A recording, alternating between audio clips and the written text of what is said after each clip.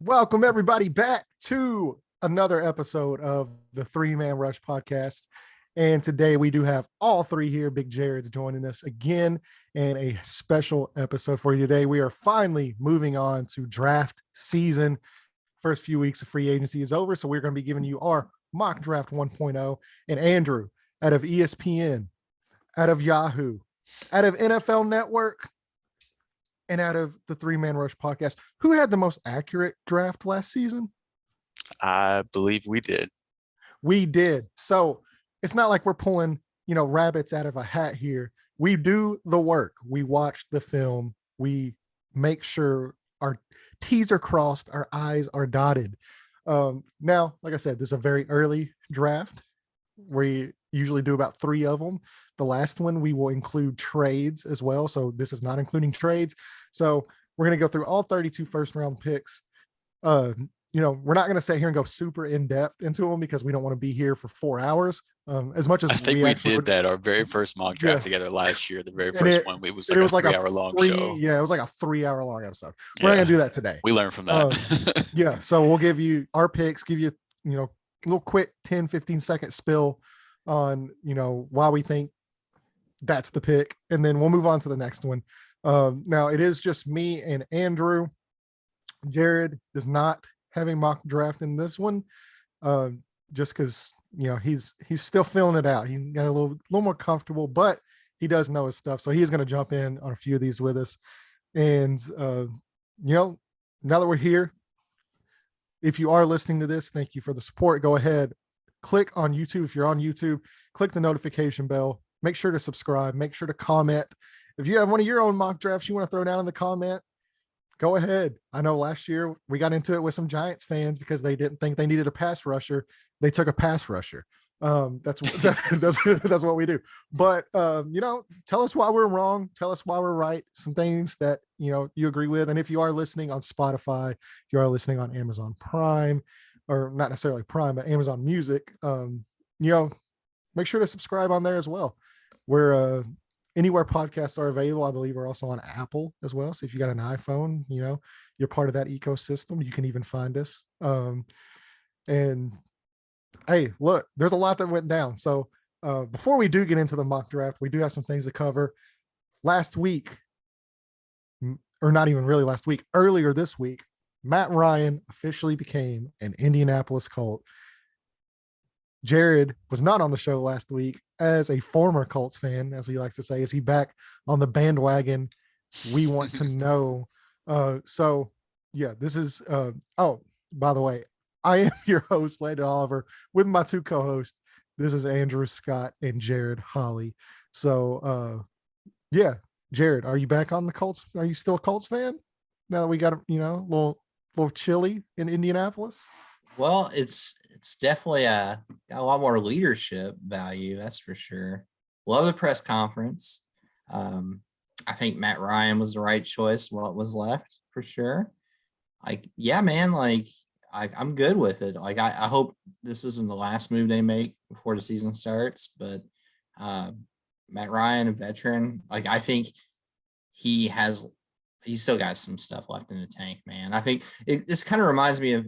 I'm not saying he's going to be like Matthew Stafford because, he obviously won a Super Bowl, but it does kind of have that writing on the wall where, Stafford kind of people wrote him off a little bit with Detroit.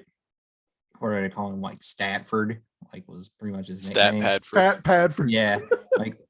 And Matt Ryan the last few years hasn't had the best offensive line. He had some declining talent around him. So, I think, it's going to be a better coaching situation. He's got an elite running back, a much better offensive line and defense. So, there's a lot of good qualities. Yeah. So over the last few years, aggregate totals, Matt Ryan, his running game has ranked 31st. His defense has ranked 30th. The last time both were in the top 10, the year he won. He was in the Super Bowl, right? Yeah, Super Bowl, won an MVP. The Colts were number 2 last year in running, number 9 in total offense. So last time Atlanta had both of those metrics in the top 10, had a pretty good year. So I think it makes Michael Pittman a better player too. I think that's something that not a lot of people have touched on is, Pittman kind of took a step last year with Carson Wentz. And I think with Matt Ryan, it can go even further, like where he can become a elite wide receiver. He's Matt definitely going to Ryan, be. I was going to say Matt Ryan throwing. Sorry, I didn't mean to interrupt you. I was going to say Matt Ryan. You're good. Matt Ryan throwing to number 11 generally has good results. So. Yeah, true. And Indy's still got some work to do. I think, offensively, they need to add some more pieces. But I love it. I think I'm all in on it, man. Look at him. I know he's back. He's back. I'm still a little butthurt over the whole how last year turned out. But yeah, man, they're heading in the right direction. I think they definitely need. I would love to see them get somehow Jarvis Landry. I know it's kind of a long shot, but I'd be that long of a shot. I mean, I think with a receiver like Jarvis and Michael Pittman, that would be a good 1-2 punch. Yeah. We'll see what happens. I mean, there's still some guys out there for sure. I know they've had discussions with a few different guys. I know they've kind of checked in a little bit on Julio. I don't know if an official phone call's been made, but I know they've kind of tested the waters on that. I think Jarvis, they've tested the waters. They're actually in pretty, they're in the mix for sure. 100% interested in Tyrann Mathieu. So that could be an option they could add.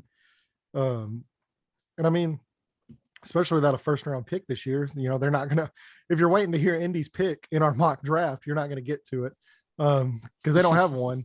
But yeah, I mean, there are definitely some pieces to add. So where would you think this puts them in the division race, Jared? Because Andrew thinks they are AFC South favorites. I think it's a neck and neck thing with Tennessee right now. Now, like I said, if they go out and add some more pieces, add a Tyrann Mathieu, maybe a couple other guys, I think they're clearly take the leap over Tennessee. But where do you have them in the division right now? As of right now, I have them at 2. I have them right behind Tennessee, but I think before the season starts, if they've got the cap space to go out and make some moves where they can easily be the division winner, where Tennessee's kind of stuck where they're at. They did get Robert Woods, and I didn't even know they got Austin Hooper, I guess, too, which I think makes their passing game a lot better. Austin Hooper, I'm not. That's just kind of. He has flashes. He had flashes with Matt Ryan. But Indy's defense is significantly better than Tennessee's, and I believe in the offensive line. And I know how you feel about Jonathan Taylor the same way I do. I think him and Derrick Henry at this point are pretty much even, and that's hard to say because Derrick Henry. I don't think so because every metric that you can point to, Jonathan Taylor's better at. So I don't think they're even. But I mean, look, anytime you can get outproduced in the exact same offense by Deontay Foreman, you're definitely better than Jonathan Taylor. So that's where I'll end it on that. So Jared still has them second in the division. Andrew has the Colts the favorites. I'm actually right in the middle, surprisingly. I think it can go either way, which I think Andrew would kind of be there too, honestly. I think he could see it going either way. But yeah, if you love tight ends that fall down as soon as they catch the ball, you're going to love Austin Hooper in Tennessee. Yeah. So there's another big trade that was made yesterday that we didn't get to touch on that. But like I said, before we do get into mock draft, I do want to hear what you guys have to say about this. I know me and Andrew had a little back and forth yesterday in our messages.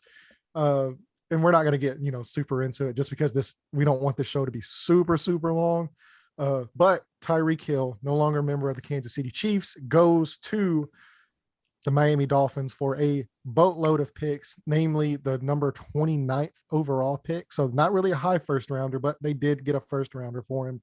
I believe it was 29, 50, and then some 4th and 6th round picks kind of sprinkled in there for Tyreek Hill. And I think another 6th round pick from Kansas City. So yeah, Tyreek Hill is a Dolphin. He gets to join Jalen Waddell, gets to join Raheem Mostert, Chase Mike Edmonds. Gesicki, Chase Edmonds. I mean, that's a lot of. They spent a lot of money. That is a lot of speed. Teron Armstead also signed with Miami, shored up the offensive tackle position for Tua. They got the former guard from the Cowboys as well. I can't think of his name. Connor Williams. Yes, Connor Williams. Yeah. Yes. So yeah, short up the O-line, added a ton of speed. Mike McDaniels is going to have a field day playing with that type of offense. Just scheming stuff like that.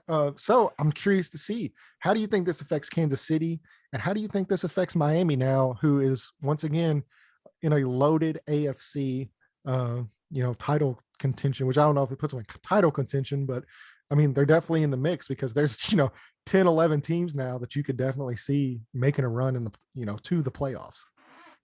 Yeah, I think they have to be considered a team that's a lot closer to the playoff line than they were before the start of free agency with all the improvements they've made on their roster. And you can appreciate the fact that they're trying to find out for sure if Tua has what it takes or not. Because, I mean, he doesn't really have any more excuses at this point.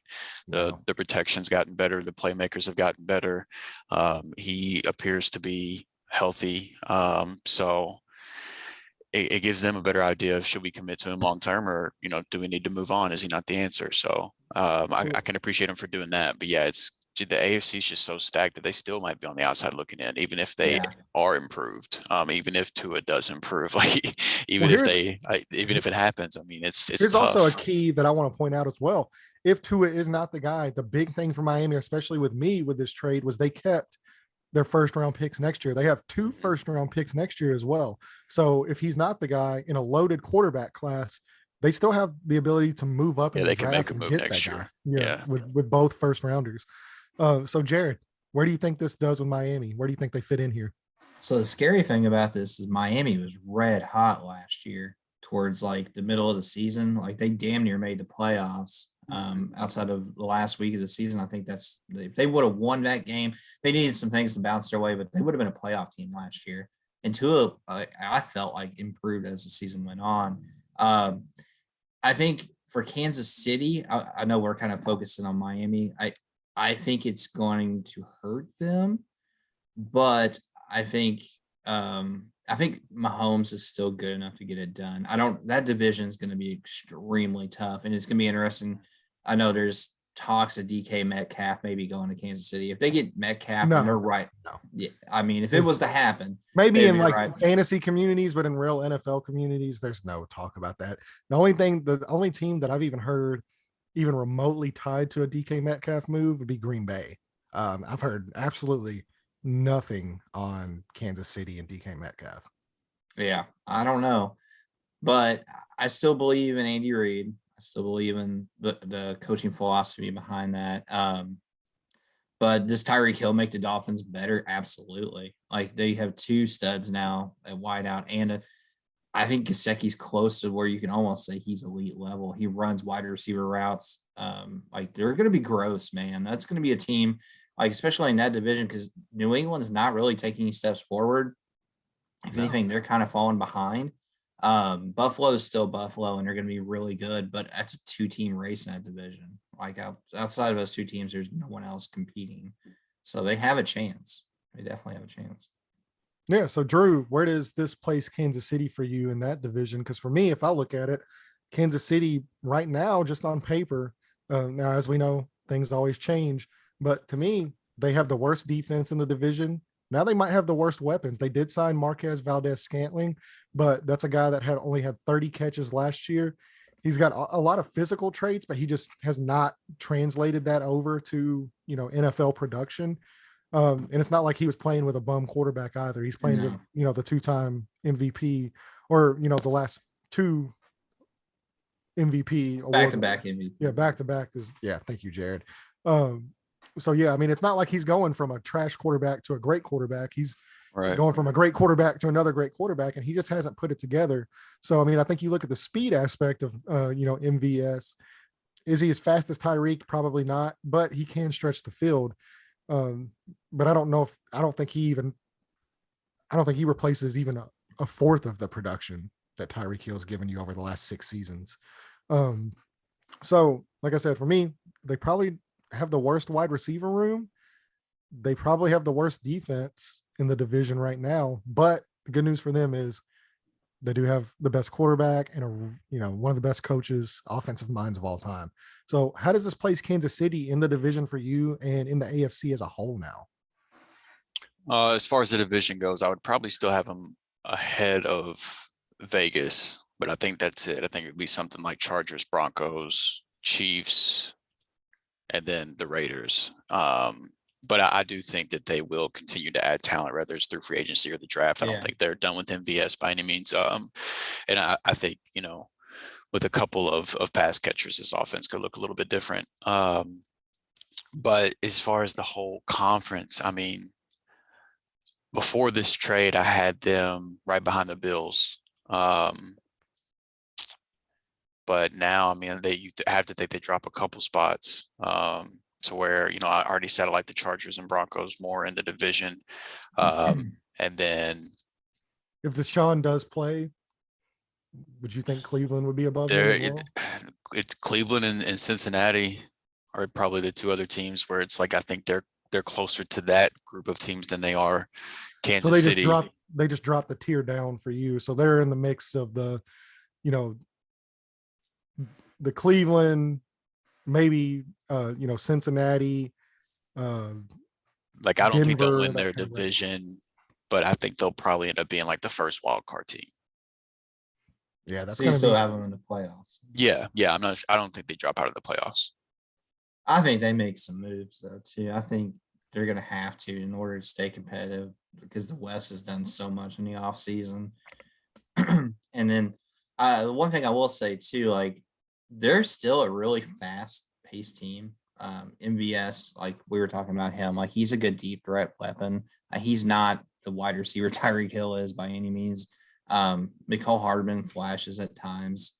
And, if we're talking about fantasy for a second, if they don't go out and get anybody, Travis Kelce will be a number 1 draft pick again next year for me in fantasy. Because they'll have like 1 million targets.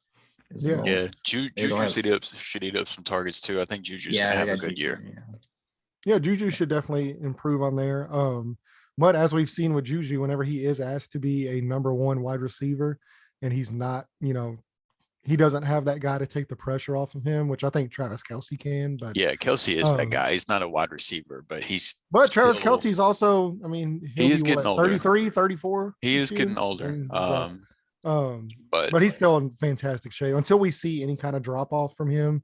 I'm not ready to throw in the towel on his production dropping at all. So for me, I look at it just from a football perspective. This completely changes the offense of Kansas City. People don't really realize that even the threat of Tyreek Hill did for offensive coordinators. And, that's not even necessarily saying like him, producing or anything during a game, because he did have some games where he, disappeared. But as long as he's on the field, it completely changes how you play that offense. Just the threat of him. So now that threat's gone, teams can, I mean, are you scared of Marquez Valdez-Scantling? Not really. I mean, no. He's a fast guy, but you're not rolling, double coverage over him. You're not rolling a safety over. If anything, now this puts more pressure on Travis Kelce. Teams are definitely going to key in on a guy like him, and they're going to be willing. It's just like, hey, if you want to beat us with Juju, go ahead. Also, when it comes to drafting wide receivers, they've not really been that great at it. They've haven't really invested a ton of high draft capital in it, but the guy that they did invest high draft capital in, Mecole Hardman, has not necessarily. Yeah, exactly. From that, and it's going to be hard, especially because there are so many wide receiver needy teams in front of them. I believe Green Bay, both of their Green Bay's picks are ahead of Kansas City, as well as a lot of. I could see 5 to 6 wide receivers coming off the board, which we'll talk about here in just a second, before they even get to pick their choice of wide receivers. Yeah. So I mean, I wouldn't be surprised if they use some of the draft capital that they've required to move up, because they've got 2 firsts, 2 seconds, 2 thirds. I think maybe even 2 fourths. I'm not sure, but I know they've got 2 picks in each of the first 3 rounds. So they got a ton of draft picks out of that trade. Yeah, but see, they also, like I said, they also have a lot of holes, like especially on defense. Mm-hmm. There's some holes on defense. Yeah, I mean, they need the picks. Obviously we're talking about Kansas City possibly falling off. What's this do to Tyreek Hill? You think he's better in Miami than what he was in Kansas? I think it's a lose-lose for both. I think it's I worse think for the player. I think production. it's worse for the team, and it's worse for the player. I don't necessarily think With Tua, I think Tua is very accurate. I think Tua is very smart. I don't think Tua has the arm to take full advantage of having both Waddle and Tyreek. I think most of theirs is going to come off, really, yak targets, crosses, slants, stuff like that, to where they can take them to the house. I think that's where most of their production is going to come on. You're not the days of Tyreek Hill getting open 60, 70 yards down the field and those kind of plays, I think, are gone. Now Tua is accurate to a certain extent. Like I said, he can, throw the, 40, 50 yard pass, but it's more of a high arcing pass, as opposed to, just Patrick Mahomes piss missiles, Yeah, I mean, you're not going to get that from Tua, but I still think he has solid value in fantasy. But as far as him being, that end of the first round, early second round guy, I think he might slip to the back of the second round now, in fantasy drafts. But I mean, I still think both guys are productive. But this clearly hurts Tyreek Hill, and it clearly hurts the Kansas City Chiefs. And it sucks that for all the talk of a dynasty of Kansas City and Hill, Kelsey, Mahomes, Andy Reid, how many rings are these guys going to win? They got one ring, and now it looks like Kelsey's getting older, Hill's gone. That's what happens when you pay your quarterback $50 million a year, as we've seen in Green Bay this year. They played in 2 Super Bowls and made it to 3 AFC championships. Yeah, I mean, yeah, it was. To me, I don't necessarily think. I mean, as long as they've got the two most important parts. That's the quarterback and the head coach. So I don't think their door is slammed shut by any means, but I do think,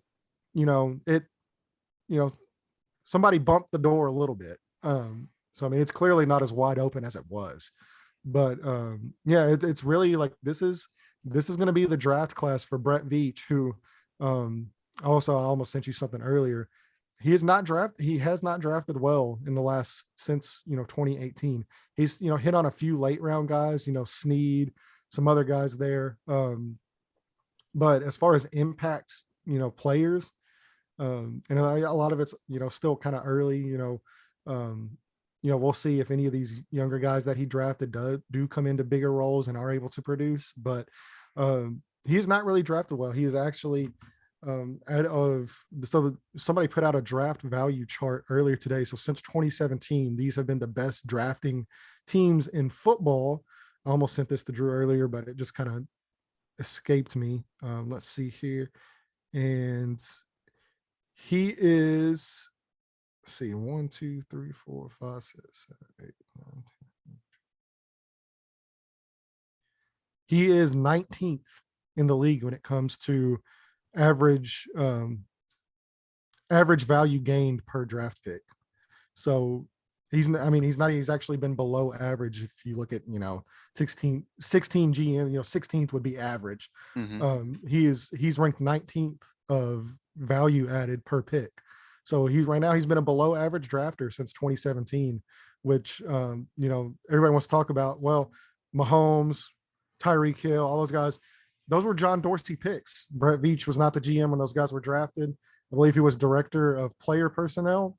He took out, because Chris Ballard was director of football operations, the year Mahomes was drafted. And then, of course, he took the Colts GM job that same offseason.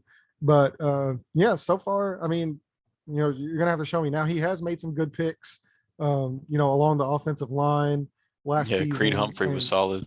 Yeah. But, I mean, look, if you're picking a center in the first round, he better damn well be solid. He picked him in the second round. They didn't have a first round pick. Second? But yeah, I mean, it was still a good value pick though. Like it wasn't a throwaway. Man. I mean, the second round's important. Those are important. Well, for sure. Picks. Your middle rounds, you could argue your middle rounds are more important than than the first round guys, honestly. But but yeah, I mean, this is going to be the off season to prove it right now, because you have a chance to get some really good impact players on rookie deals. To kind of supplement their lack of, cap space and draft capital and stuff, or not draft capital, but cap space. So we'll see where that lands Kansas City. But now we must move on to mock draft 1.0, which is the reason everybody is here listening to us. Sorry, that kind of drug on a little bit. So if you are watching on YouTube, you can follow along with us here with the visual guide. If you are listening, we're just going to talk about it. So first off, as we know, once again, the Jacksonville Jaguars, the best. They're of the on the worst. clock. Yep, on the clock. This is a yearly tradition. Let's see. Will they get it right? Will they spend even more money in free agency? We don't know. They do this every season. So here we are again. The cycle has repeated itself. Jacksonville Jaguars. Andrew, take us through. Yeah, I mean, I still was tempted to put an offensive lineman here, but I think with them tagging Cam Robinson and bringing in Brandon Sheriff, I do think that kind of points the finger a little bit more toward Hutchinson, but I do still think that they could use some help at the offensive line, and that protecting Trevor Lawrence should be the priority. But I do think Aiden Hutchinson on the other side of Josh Allen could be a lot of fun for that Jacksonville defense, and I think he's the best player in this draft. So you take whenever your team needs talent, you take the top talent. Yeah, and I agree. We also this is one of the very few picks that we actually have the same in this. So I also have Aiden Hutchinson going to Jacksonville, the edge out of Michigan. And yeah, I mean, he's the best player in the draft. You got the number 1 overall pick. Don't overthink this if you're Trent Baalke, even though I know you would like to. Don't overthink it. Just grab the guy and let's get the season started. So Detroit Lions, we have our first shakeup in the draft. Detroit Lions with the number 2 overall pick. And Andrew, go ahead. And then I'm actually curious to get Jared's thoughts on this one as well. Yeah, so I went with Kayvon Thibodeau, the edge out of Oregon. I'm not buying into the whole teams don't like him as much and they're falling on him and things like that. I still think that he's a top 3 player in this draft. And Detroit, it was between an offensive lineman and a defensive lineman. I feel like they could use more help on the defensive side. I actually think their offensive line is pretty solid.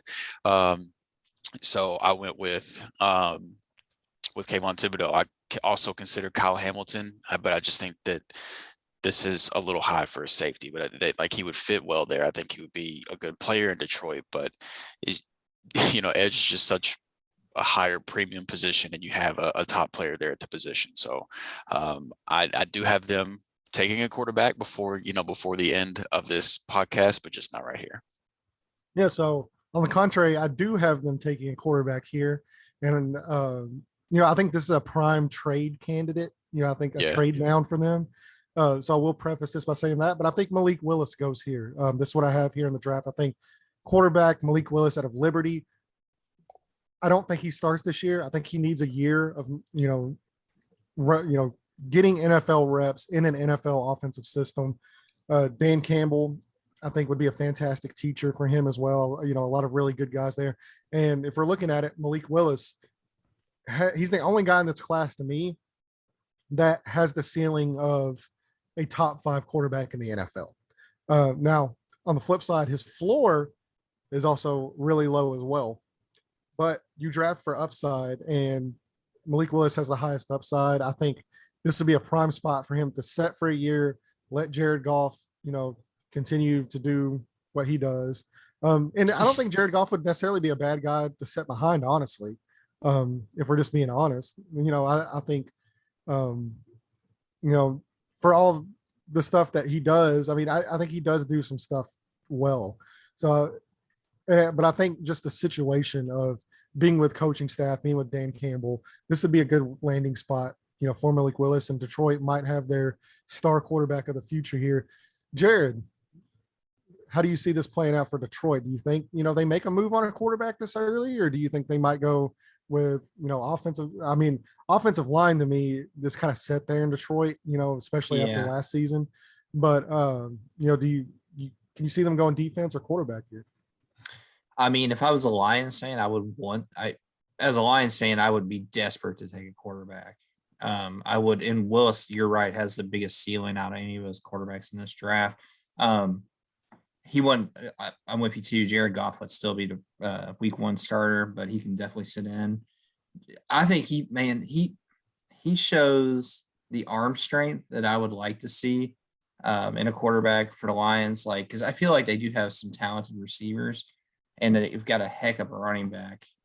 So if I'm a Lions fan, I'm on board for taking a quarterback early. I don't think they'll take a quarterback early. I don't.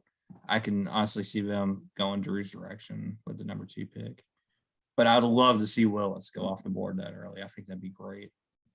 Yeah. So now we'll get to number 3. That is the Houston Texans. Once again, we're still in the cycle of the Texans picking high because, hey, look, anytime you can have 2 AFC South teams in the top 5 every single year, you got to do it. But we're still not a playoff team. No. So the Houston Texans now with Deshaun Watson gone. Drew, I'm just going to toss the ball to you here. Yes, I went with the offensive tackle, Akeem Ekwonu, easily the best run blocking tackle in the draft, and then a whole lot of upside on top of that. Coming into the draft process, I thought it would be Evan Neal coming off the board first, but from everything I've been reading lately, it seems like Ekwonu, for a lot of people, has overtaken him as the first offensive lineman coming off the board. So I do think that's the direction Houston goes. We'll see if it is Ekwonu, but I wouldn't blame them if that's the way they went, though. Yeah, I think that'd be a really good pick for them as well. They've been searching for an offensive tackle ever since they, made the trade from Miami. They got Miami's offensive tackle there. So, we'll see necessarily how this works out. I do have them taking your guy that had number 2, Kayvon Thibodeau, as well, shoring up that defensive line position for them with another high-end defensive line pick, similar to kind of how they did with Jadeveon Clowney. So, that's Houston Texans. Now we have the battle of New York teams. We have the New York Jets with the number 4 pick. This is a crazy draft too, because you have quite a few teams that have multiple first-round picks this year. Yeah, it's like a quarter of the league doesn't have a first-round pick. Yeah. Yeah, they like seeing what the Rams have done, and they went full F them picks, man. So now we got the New York Jets. I have them taking defensive end Travon Walker. Just another piece on that defensive, and I think that's really where their focus needs to be. I think they've got a good offensive line. They drafted the quarterback last year. They got some decent weapons there. It's, we'll see if they re-sign Jamison Crowder, but they went out, spent big on tight end this year. In free agency. So I think they've kind of shored up the offensive side. I think they really have some work to do on the defensive side of the ball. And this is where I think they go. And that is, I've got them taking Travon Walker, the defensive end out of Georgia, who absolutely murdered the combine, just such a freak. Yeah. You'd like to see him get more production than he got at Georgia. He didn't have the high sack numbers, but I think when you have the upside of a guy like that, you don't let him slip too far. So Drew, you also have them going defense here. And I know this is your favorite player in the draft. So I'm excited to see him come off the board for you. Yeah, the needs there, and honestly, that doesn't even really matter to me. Like the talent of the player, I think he's very, very worthy of going off in the top 4. Sauce Gardner is probably my favorite player in this draft, but I don't know what there's not to like. I mean, he's a great cover corner. He's got the size. He tackles. He's got like that attitude that I like from corners. Like just whenever you watch him on the field, I think that like for receiver and corner, I think it's good to have the type of go get it attitude that he has. And just everything I watch, whenever I watch him, I don't ever want to stop watching this film. He's the first. I'll say this is the only second year I've like put together a mock draft like this. Last year was my first year, to where I really watched defensive tape more. Like in the years before that, whenever we played Dynasty, I would watch, tape of the skill position players on a regular basis back then, but I didn't watch defensive tape near as much. Over these last 2 years, this has been my favorite defensive player to watch, just to sit down and watch film of. So, I mean, that's not to say I don't like Derek Stingley. I think that they're a 1A, 1B type of thing in terms of the cornerback position, but I do think he should be the number 1 corner coming off the board. Yeah, and I disagree with you because on the very next pick, we have the other New York team share the same stadium, share the same neighborhood, and that is the New York Giants. I have them taking Sauce Gardner as well at their cornerback pick. I think, they can continue to add weapons. I think they're at the point to where they don't have the luxury of drafting for need. I think they just need to draft the best player available. And I think they made some good moves on the offensive line this year. I think they're going to run it back with Daniel Jones again this year. And they clearly, they went and spent big on Kenny Galladay. They do have a tight end need, but I don't necessarily think a need is here. So for me, when I think of this pick, there's rumors now that James Bradbury could be on the move, and that leaves a huge hole at cornerback if he's gone. Yeah. I think he slots right in here and gives them the same, maybe even better production. I think this guy's, like you said, I think him and Stingley are 1A, 1B. And even though I am a little bit more of a Stingley guy, I think the league is kind of coming around to your point of view, where I think they view Gardner as cornerback one. So I think New York, they make the move for James Bradbury. I think they replace him with this guy, and I think it's a really good pick for them. Yeah, I end up going the offensive line. Oh, sorry. Go ahead. Go ahead, Jared. Oh, no, I just wanted to chime in on one thing. Go ahead, man. I lean towards Landon with the Jets pick. The one thing with the Jets that they were notoriously god-awful, horrendous with last year was they could not stop the run. Where, I think, the cornerback situation is definitely going to be, an area – the Jets are not a good team. Let's just face it, they're the number 4 pick in the draft. But if there was any area for their defense to improve, it would be to stopping the run. So I'd go Walker in that case. I'm with Landon on that one. But Gardner to the Giants. Is Bradbury on a move? I didn't know about this. Yeah, there's a lot of talks. There's a lot of smoke to that fire that he could be moved this offseason. He's I think he's unhappy there. I think he wants to get a new deal. And I think it's a little bit more money than what they're comfortable with. So there's been a lot of smoke about him being on the move. I know some teams interested in him. I think Kansas City, Oakland. There's been, some other teams as well in the mix there. So I definitely could see him being moved, before the draft or maybe even at the draft. Even if he wasn't moved, if they were able to somehow retain him and get Gardner, that'd be pretty gross, actually. Yeah, really good back end for sure. Yeah. So that's all. Yeah. Well, because we want you to, even though your name's not up here, you are still. Yeah, absolutely. So, I just remember how bad that Jets run defense was. Yeah. And they were bad, and they definitely could use some help as well. But honestly, I think the reason the secondary didn't look as bad as it actually is just because teams didn't have to throw on him that much. That's true. They were behind in games. They were getting run on all game. The teams didn't really have to throw that much. But whenever teams did throw, they had success. So I do think, just beyond the overall numbers of where they gave up points and things like that, I think the secondary is a lot worse than it might appear. Well, don't worry, Jets. Just a spoiler alert. I still have you addressing the secondary here in a few picks. And I thought about addressing the secondary twice with their 2 picks. I really did. I almost went with another, but we'll get to that in a minute. Yeah, it is funny though at the offense. I feel like the offense is not that bad. I think it's young and it has a lot of potential. Michael Carter is going to be really good if their defense can just get just off the field and give him some. Yeah, I think the jury's still out on Zach Wilson, but you got to think they added CJ Uzama. Yeah, agency. They added who's the other tight end they added? From Tyler Conklin. Yeah, Tyler Conklin. So they went out and addressed the tight end position. Mm-hmm. Obviously, they have Corey Davis from last year. We'll see if they add some more weapons. I'm sure they will in the draft because it is a loaded wide receiver draft. But a lot of their work is on the defense side of the ball that they have to do, and especially with Robert Saleh being a defensive-minded head coach. I think this is where he wants to kind of put his stamp on this draft and finally get some premier defensive players. So. But like I said, Drew has them addressing defense. I have them addressing defense. Now, like I said, New York, I do have Sauce Gardner going to the Giants, but you have a different pick here. So go ahead and give us your pick, Drew. Yeah, I went with offensive tackle Evan Neal. There's only one piece of their offensive line I really have a lot of faith in, and outside of that, I think that they could really just scrap the whole thing.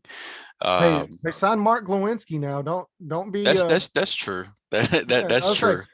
Don't be slandering Glow on this podcast. All right. Well, I still think they could use help at tackle. I'll say that.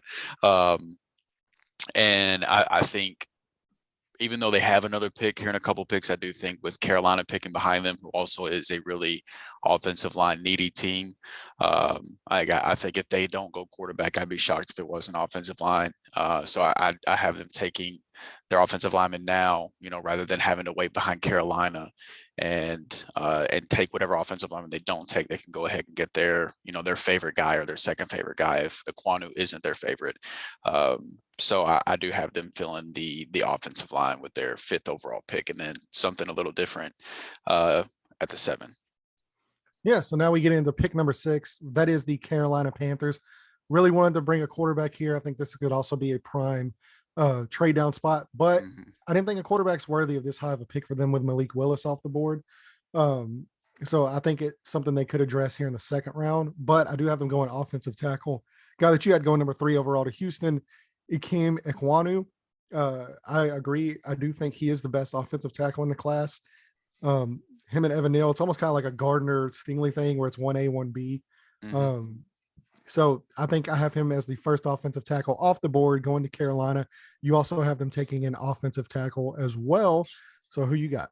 Yeah, so I've got Charles Cross out from Mississippi State, and this is where I think that there's there's 3 tackles that I like a lot in this class, and then I think that there's a drop here between 3 and 4.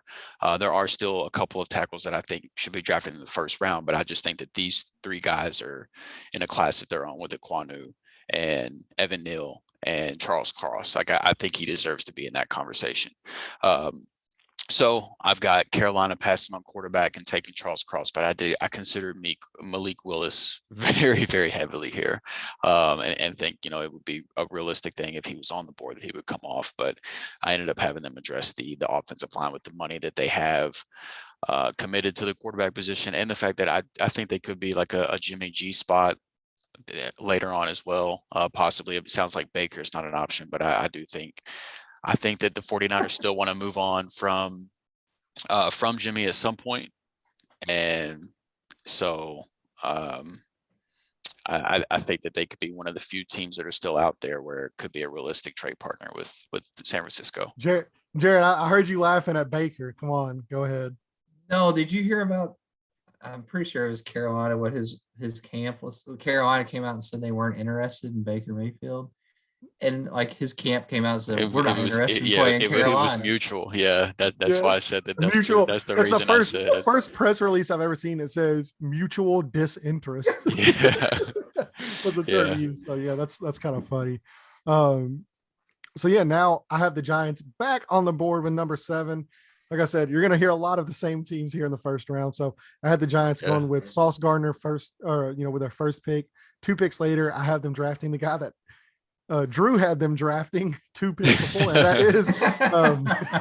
that is Evan Neal. So I'm not going to rehash that because he just went over that. He's going to buy a house in New York is what it sounds like. Yeah, exactly. So he's getting there either way. It just depends on if it's going to be 1st or 2nd pick.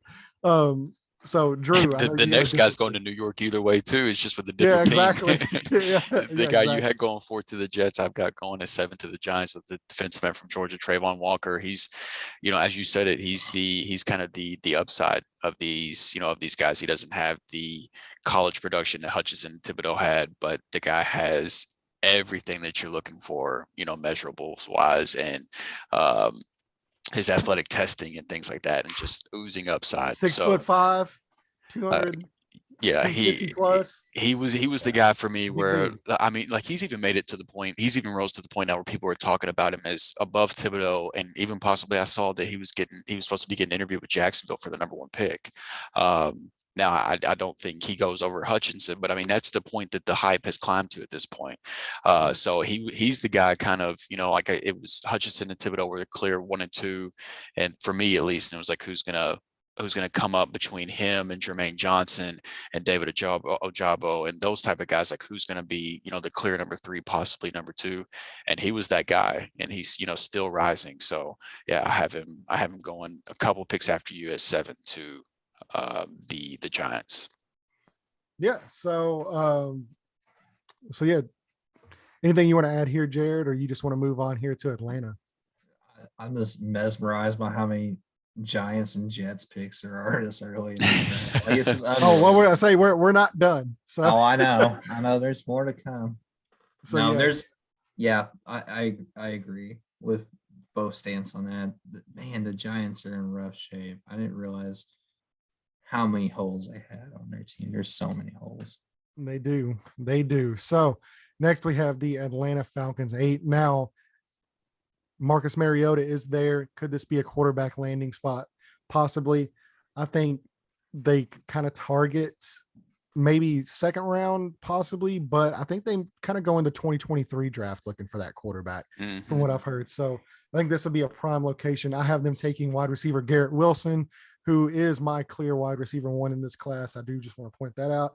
As much as I love some of the other wide receivers, I just think Garrett Wilson is just a step above everybody else. I think he's got, in all honesty, I know this might sound kind of blasphemous to Drew, but I think he can be the 2022 version of Jamar Chase. Now, he's not going to have Joe Burrow throwing him the ball, but and that's a big thing with it. But I mean, that's how high I am on this guy.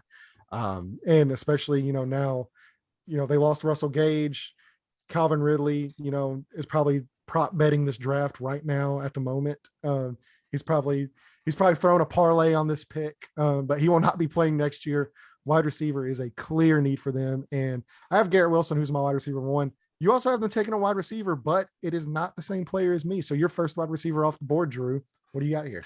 It's Drake London out of USC. He's my favorite receiver in this class. I'm kind of up in the air of which one I think comes off the board first. I do think it'll be one of these two guys. And I mean, Drake London and Garrett Wilson are 1 and 2 for me. So I'm not, too far behind on Wilson compared to you, but I am not quite at the like Jamar Chase level impact type either. I don't think the best, there's 2 Ohio State wide receivers that are probably going to get drafted in the first round this year. And I don't even think that either one of them were the best wide receiver on this past year's Ohio State team. So if I'm gonna be like that level high on somebody, it's gonna be next year with Jackson Smith. And I'm not sure how to say his last part of his last name the correct way without mumbling it. Butchering it live. Yeah, butchering it here live. But I think he's the best wide receiver on this Ohio State team. And so he'll probably be the guy I'll be really high on next year. But I do like Garrett Wilson a lot. I like Drake London a little bit more. And I was kind of, up in the air on which one I thought would come off the board first. So I just went with the guy that I liked more, but same position. Yeah. I think that's where they go with losing Russell Gage and Calvin Ridley expected to be traded and things like that. I think they definitely need the help. And I agree with your stance that I think that next year is the year to watch for them at quarterback. I think they'll be right there with, teams like possibly Houston, the Giants, if Daniel Jones doesn't work out. Top 2-3 overall pick. Exactly. Yeah. So next we have number 9, we have Seattle. And from everything I've heard, they are actually kind of comfortable with running Drew Lock out there this year and then targeting that, loaded quarterback class next season for their guy of the future. But I don't hate your pick, Drew. He's just not on the board for me here. Right. So I have them finally addressing, the boogeyman for that team over the last decade, and that is the offensive tackle position. Now that Dwayne Brown is a free agent, more than likely not going to be back, they need to get some offensive linemen in there. It's a little too late for them to help Russell Wilson, but they can help whoever their quarterback is. And I have them taking Charles Cross here. You do have them going quarterback. And obviously it's a guy I talked about earlier, but go ahead. Yeah. So I think if Malik Willis is still on the board here, I think that they would pull the trigger. I personally really like Desmond Ridder a lot, to the point to where he's probably my favorite quarterback, but Malik Willis isn't far behind in that. But I think he is the first quarterback off the board. And so with him still being on the board here, I considered him at the Panthers pick.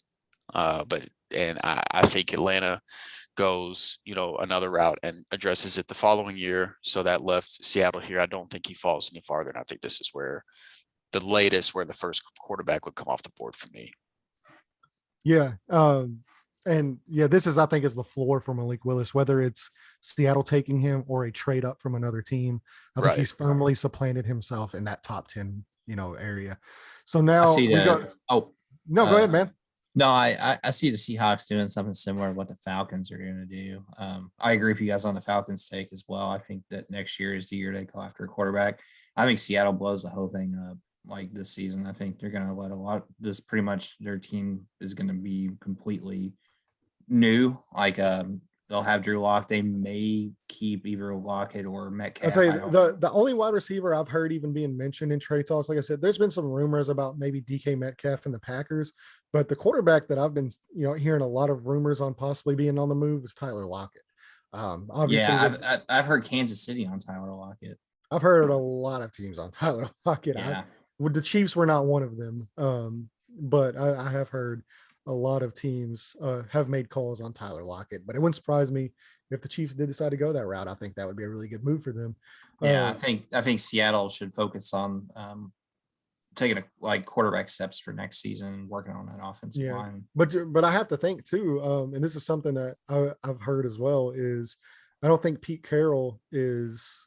They don't want to use the term rebuild there. I don't think Pete Carroll's at the age where he wants to rebuild. Yeah, he ain't gonna make it through a rebuild. Yeah, exactly. It's going to be more. If you're rolling Drew Lock out there week 1, that's not a good sign. Yeah, but that's what I'm saying. They're definitely rebuilding if they go into the season with just Drew Lock. That's what I'm saying. I think they might target that quarterback next year, and they might even pick one in the second round. Maybe even the third round with a guy like Carson Strong, somebody like that. But it's. I see them targeting that guy next year, possibly, because it is, like I said, I've got 5 quarterbacks in my top 10 players for next season. So this is a, ridiculously loaded quarterback class next season. And where I think the 4th or 5th guy next year would easily be the first guy gone this year. So that's just kind of where I think the Seattle Seahawks are going. I think they try to shore up that offensive line. They might move Tyler Lockett, but I don't think DK Metcalf is going to be on the move. Apparently they're trying to extend him from exactly. Yeah. So, I don't think he's going to be on the move anywhere. But yeah, now once again, let's go back to the Big Apple. It seems like we've just constantly, we're just going to stay in New York. So the New York Jets here, I have them addressing the cornerback position where you had them going Sauce Gardner with their 4th overall pick. I have them taking Derek Stingley Jr. out of LSU here. So they're getting Trevon Walker, but now they're also getting a guy that a lot of people are, considering possibly cornerback 1, or if not, 1A, 1B with Sauce Gardner. I think they just need to add prime defensive players here. So that's just the way I have it going. But you have them actually addressing the offensive side of the ball here. Yeah, I look, if they can take somebody other than Ahmad Gardner at the 4th pick and they end up having Derek Stingley fall to them at 10, which I think could be a realistic possibility. But then I think, other teams like possibly Atlanta or, the Giants, if they don't address it with their 1st pick, could take him. But if they're able to do that, I think that's an incredible haul. I did have him taking wide receiver Garrett Wilson. We spoke just recently about how I felt him versus Drake London. Even though I do like him less than London, I do like him quite a bit still. And I think even though I don't hate the Jets playmakers, I think he takes that wide receiver room to the next level. And I think you need to see what you've got in Zach Wilson while you can. So with a player his caliber still on the board, it's kind of like whenever the Cowboys took CeeDee Lamb, they didn't necessarily need wide receiver, but he was, the best player available, and it made sense to take him. I think it's kind of the same thing here, even though I don't think the Jets wide receiver room currently was on the same level as the Cowboys. At that time, I do think that, there are other directions they could go here. I did consider Kyle Hamilton to continue to bolster that secondary. But I ended up just, see what you got in Zach Wilson, give him another incredible weapon. And this will take their wide receiver room to, good, decent to really good. So it gives you a better idea of what you've got at quarterback. Yeah. Jared, anything to add? No, I went Drew on that. I think you definitely need to help Zach Wilson out. That's kind of like Jacksonville. We laughed at what they did in free agency, but at least it shows that they're contributing to their number 1 pick from the previous year. You got to give these guys some confidence and some weapons. And it looks like the Jets are going to do that this year. And they're going to give them, 2 brand new tight ends. And then, Garrett Wilson, that'd be a good pick, man. I think definitely get Corey Davis out there again. Could be all right. Yeah, Elijah Moore out on the field with them as well. They would be there would be a lot of playmakers on the field. Yeah. Well, for me, like the way I look at it, and like I said, we don't want to spend too much time, on just one pick because we still have 22 more picks to go. Yeah. But the way I look at it is wide receiver is such a deep position in this draft where I think you can get a guy at the top of the second round. Yeah, That, absolutely. while I don't think he's going to be as good as Garrett Wilson, there's some really, really good guys there that should be available. So, there's not going to be a Derek Stingley, available there in, the top of the second round. This is clearly, I think, a 2 cornerback race. And then I think you have a drop off after those, first 2 guys. So that's just kind of the way I think. I think there's just better value in drafting a prime defensive player at this position as opposed to spending that type of a pick. Even though, I did have Atlanta going there, I believe I only have, outside of, defensive line and offensive line, I have, the 2 corners and then Garrett Wilson and, obviously Malik Willis going there. But that's where the strength of this draft is on the offensive line and the defensive line and at wide receiver. So yeah, it's you can definitely see it playing out that way. So that takes off our 2 picks or our first 10 picks. Now we'll get into the next 10 picks here, or even more if you're watching on YouTube. This gives you gives you the rest of it. Rest of the draft. So number 11 is Washington, and I think with Terry McLaurin there, they need to get some guys for Carson Wentz to throw the ball to, namely Jared's laughing. Look, if we know anything about Carson Wentz, it's that he likes big-bodied receivers, namely because he's not that accurate. Yeah, he would love Drake London. Yeah, so I have them going Drake London there to pair with Terry McLaurin. I will say this as well. There's been some rumors I've heard from some plugged-in guys that instead of extending Terry McLaurin, he might possibly be on the move. I don't think that's no, I don't. Look, the Colts aren't trading. No, we don't do that around here. We don't make splashy moves unless it's for a quarterback.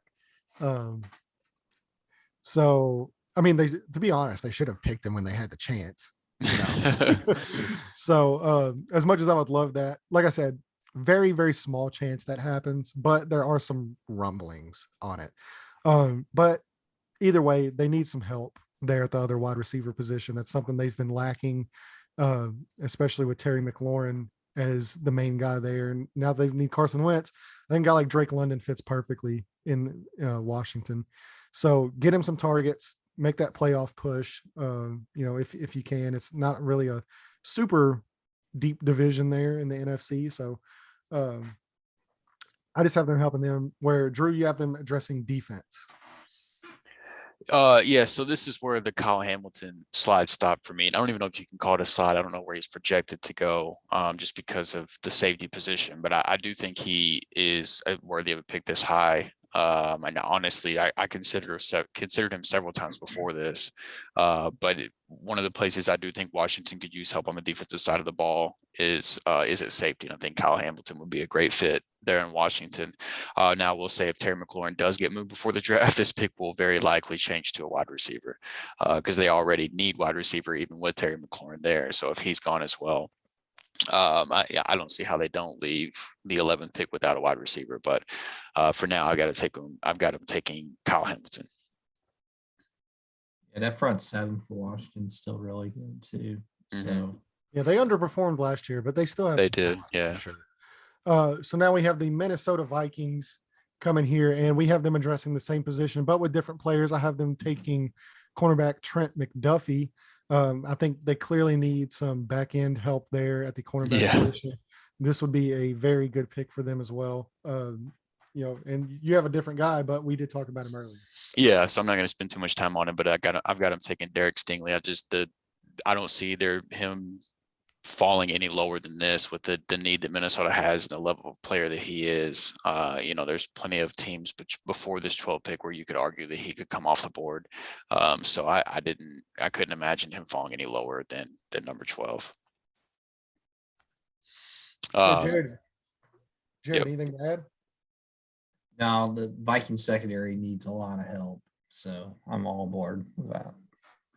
All right, so let's move on now to the Houston Texans. Once again, this is where I have them taking Kyle Hamilton. His slide ins here for me. So I think this will be a really good landing spot for him as well. There with the type of defense they're looking to build, kind of similar to that Bill Belichick New England style. I think having a strong safety, not necessarily strong safety position, but just a strong safety type player there in the middle of the field. And he's a fantastic player. I think he's worthy of a top 10 selection, but like you said, just the safety position in general, it doesn't necessarily have the value. So I do have him sliding out of the top 10, but this is fantastic value for the Houston Texans. As a Colts fan, I would not want this to happen. But this is where I think Houston goes with this. So you have them dressing another defensive defensive player here. Yeah, at this point, I really just went with the best player available. This team has so many needs that I just looked at the people that I'd already mocked ahead of him and said, regardless of position, who's the guy that I think should come off the board next? And it was Jermaine Johnson. So I had Devin Lloyd and I think I had Devin Lloyd right behind him, one pick behind him. And so, I mean, with like one player behind him in my overall player rankings, and with the premium position of edge versus the linebacker position that he feels, I ended up going with Jermaine Johnson over Devin Lloyd. Yeah. So now we'll get on to the Baltimore Ravens. This is a team, they added Marcus Williams, but I know they were after Zadarius Smith. He ended up going to the Vikings, but they were clearly in the market for another pass rusher. Right. And as we know, anything about Baltimore is that they love pass rushers. So this is where I have them taking the guy that you just had go to Houston. I have them taking Jermaine Johnson here, whereas you have them addressing the offensive side of the ball. Yeah, the offensive line is just, it's so important with the team that runs the ball this much. And I believe they just let go of their center. And Tyler Linderbaum is not your average center prospect. So while I typically wouldn't expect a center to go this high, I think the fit and the level of talent that he is, I think is worthy of him going, in these top 15 picks. So once I saw the news with the Ravens having that hole there, there's not a lot of teams where you can plug a center in the first round, but this is one of the ones to me that makes sense. Yeah, definitely a talented player. I think that is a little high for a center to go, but he's definitely a heck of a player, and I have him going a little bit later than you, but I still have him as a first round pick for sure. So now we'll get into the two Philadelphia picks here. These are back-to-back picks. One of these, the 16th overall pick, is the Colts pick. Thank you, Carson Wentz, for that. And yeah, I was not excited for this as well, especially with some of the talent at wide receiver on the board here. This hurt me. So now I have them drafting defensive end Boy Mafe. I think they need to add pass rusher there. They did add Hassan Reddick. They did sign Derek Barnett back, but he hasn't really been super productive since they spent a first rounder on him. I think they really want to impact their pass rush this season. And I think they get a really good guy here. Yeah, so I've got them taking the player that you haven't taken the very next pick, but with their first pick, I haven't taken linebacker Devin Lloyd. Now, for a linebacker, sometimes some might think this is a little high. And then I've heard all the noise that the Eagles just don't take linebackers in the first round. But with them having 3 first-round picks this year and linebacker being such a glaring need, and then for me, I think that Devin Lloyd is a top 12 player in this draft. So to be picking here at 15 and have the 3 picks, 3 out of the next, 5 picks, I think that they can afford to grab a linebacker with one of them. So I've got them going Devin Lloyd there with their first one. And then their second pick, I have them taking Trent McDuffie, the corner from Washington, to get some help to Darius Slay out there. They really need some work on the other side of the field across from Slay. So I think that, the offense would be much improved with these first 2 picks. Then you have them taking back-to-back defensive players as well. Yeah. I have them actually picking the guy that you just talked about, Devin Lloyd. Yeah. But you have them addressing a different defensive position. Yeah. So that one, the first one that I touched on there with Trent McDuffie, I think that he's the clear third best corner behind that 1A, 1B that we have. I think he will be the third corner off the board, but there is a little bit of a gap there between Gardner and Stingley and then McDuffie for me. Yeah. All right, so we finally have a break in the Philadelphia picks for a couple of picks. So let's talk about the Los Angeles Chargers, who have absolutely murdered the offseason so far, adding just impact player after impact player after impact player. But there is still one area on the defense, even though they did have Sebastian Joseph Day, that could use some work. I have them. This is one of my favorite picks of the first round. I don't necessarily know if he'll go this high, but I love the fit. I love the player, love the selection, love the team. And that is defensive tackle Jordan Davis, the monster out of Georgia, plugging the middle there for Brandon Staley's defense there in Los Angeles. Yeah, and I mean, if with the combine that he had, it wouldn't really surprise me if he did go this high, even with him being a defensive tackle.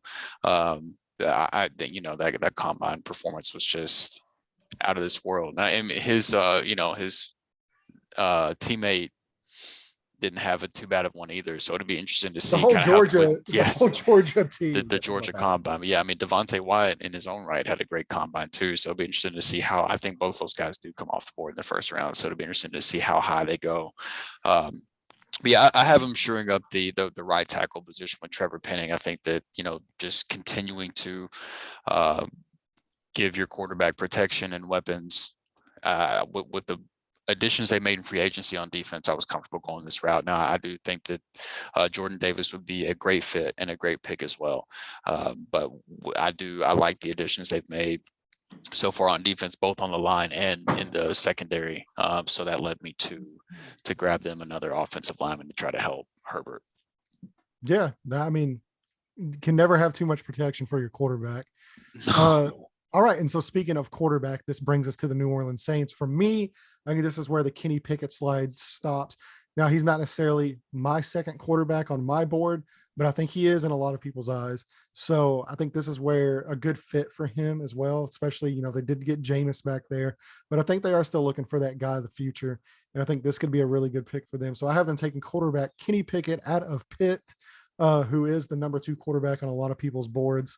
And I think this kind of gives them a chance. Like I said, I don't necessarily know if he starts this year. I think they might roll a Jameis, but this gives him a chance to kind of set and learn the ropes of the NFL. And look, Jameis, for all the goofy things he does and, eating W's and crab legs and all that stuff.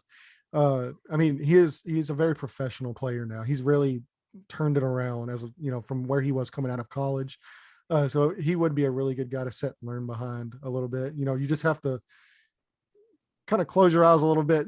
Don't look at the 30 interceptions. Let's look at the guy, that was there last year. And with Sean Payton not being there too, I mean, it does kind of hurt where I think, missing a Sean Payton or a Drew Brees to set behind. This is probably a move they should have made a couple seasons ago, but I think Kenny Pickett is probably one of the more NFL ready passers in this draft.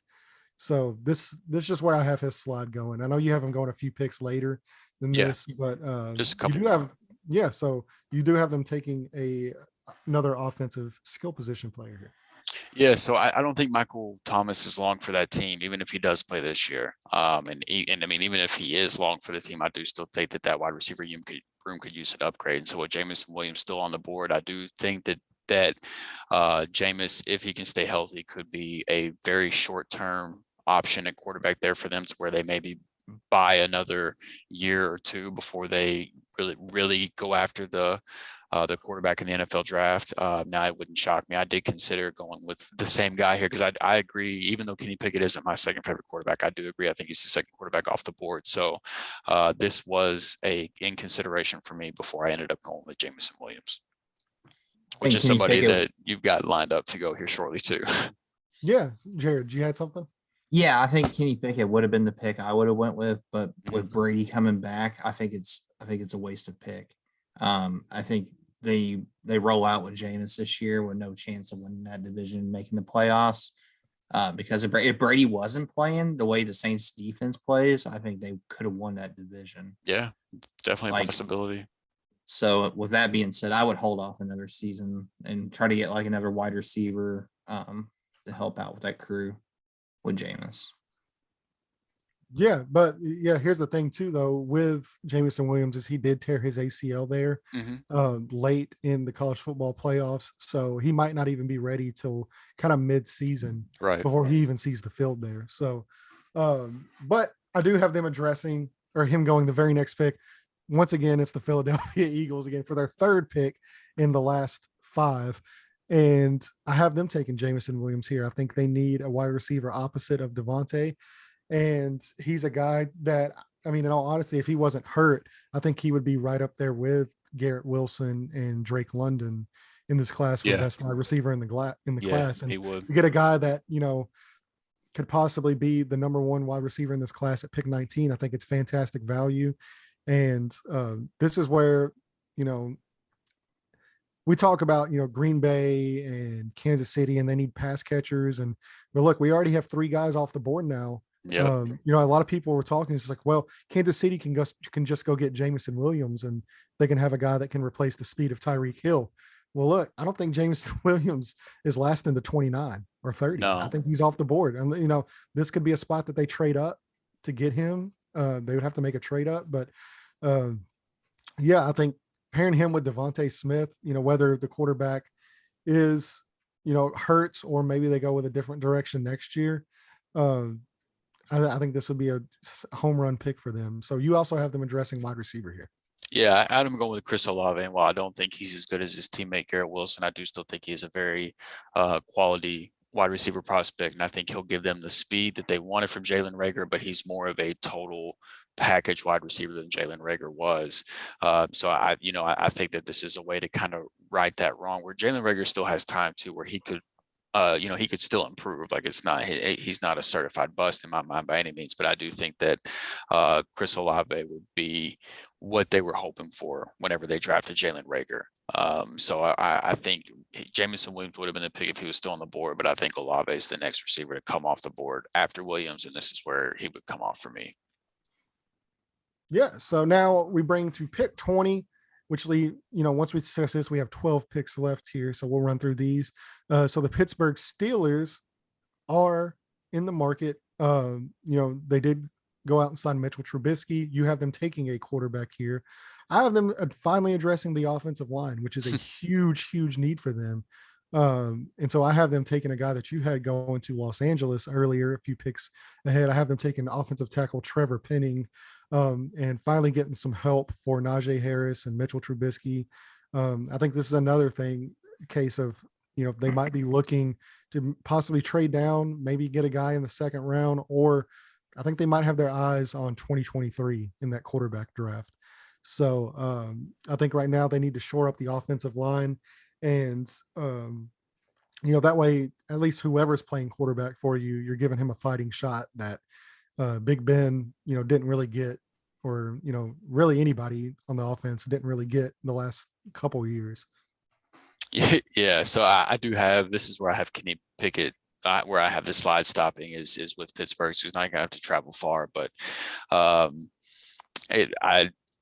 I think that with Pickett falling this low, I'd be surprised to see him fall past the Steelers, even though I do think they need to address the offensive line. I would be pretty surprised to still see only one quarterback off the board at this point and the Steelers not grab one. So that would be surprising to me personally, but I could also see a case where the Saints end up taking a quarterback and there's already 2 quarterbacks off the board. And then maybe, it's more likely that they pass and wait till possibly the second round. So it's going to be the quarterbacks were difficult to pin, where, last year there was so much quarterback movement at the very top of the draft that you really only had a couple worry about spreading out, 2 other quarterbacks between, like we both had the Trevor Lawrence, Zach Wilson, Trey Lance. We had that runoff happening in our last mock draft before the draft. So there was only 2 other first round quarterbacks you really had to sprinkle in somewhere. And with these, it's like there's no real clear answer to how many quarterbacks go or where they go. So this is a lot more difficult in my mind, at least whenever I was going through the exercise. This was a lot more difficult of a mock draft to put together than last year's was, even though last year was my first time doing it. I feel like this is more difficult than last year. Yeah, it's definitely a weaker quarterback class for sure. And it's so heavy on defensive ends and like wide receivers, like you guys were saying, like it's crazy with the amount of like talent out there. I I think Pittsburgh needs to address the offensive line. Mhm. But I'm with you though too. I don't see how much longer they can wait without taking a quarterback, and like the 20th pick. That's wild if the second quarterback comes after that. But it would be nice to see them give some protection for Trubisky, which I think he's going to be a lot better than people think he's going to be. I think him getting humbled a little bit, playing behind Josh Allen helped. And well, he doesn't have Matt Nagy anymore. He's got a legitimate head coach, and Najee is extremely talented running back with a good receiving core too. Well, Mike Tomlin's never had a losing record, and the fact that he never had a losing record with Mason Rudolph as his quarterback. Who was the other one? There was Mason Rudolph and Duck Hodges. Duck Hodges, yeah. So I think Mitchell Trubisky is definitely a step up from those two guys. So yeah, they definitely need some offensive tackle help. But I think Trubisky's a step up from Big Ben from last year.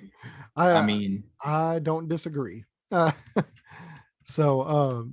move on now to towards the end of the draft. Now let's get into the New England Patriots, who I have taken a wide receiver that you had going to Philadelphia. I have them taking Chris Olave out of Ohio State. I think they have been in the wide receiver market this free agency, but they just necessarily haven't made that splash signing. I know they're looking at wide receivers, and there's still some out there they might sign, but they definitely need to address that position and help Mac Jones a little bit. And I think this would be a perfect landing spot, for Chris Olave. So I have them going wide receiver, Chris Olave here. You have them actually on the other side of the ball. Yeah, so Treylon Burks was the other guy in consideration for me. I heavily considered wide receiver here, but I ended up going with George Karlaftis, the defensive end from Purdue. Give Belichick another toy to play with on the defensive side of the ball and get more value out of him than he has any business getting out of anybody, just because that's what Belichick does. I think Christian Barmore was like the highest rated rookie defensive tackle last year, and that's the defensive guy they grabbed in the second round last year. So I think this is another case of a player where his value, he probably should have been off the board here or already by now. So I think the Patriots get the most out of him, like they always seem to do. Yeah. Belichick and defensive players generally end up working out pretty well.